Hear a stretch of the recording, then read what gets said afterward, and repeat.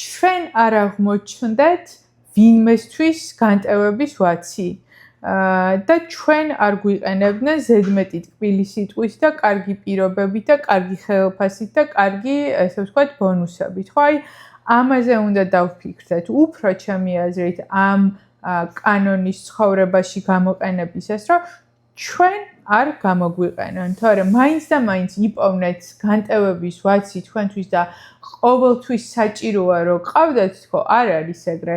დამოკიდებულია იმაზე, როგორი საქმიანობა გაქვთ, რა სფეროში ხართ, რომელ პროფესიაში ხართ. რა თქმა უნდა, თუ თქვენ ხართ დიდი კომპანიის დამფუძნებელი, CEO, ან ხართ საჯარო მოხელე, მან უპირობოდ აუცილებელია, რომ ამ პოზიციაზე ყავდეთ ადამიანი.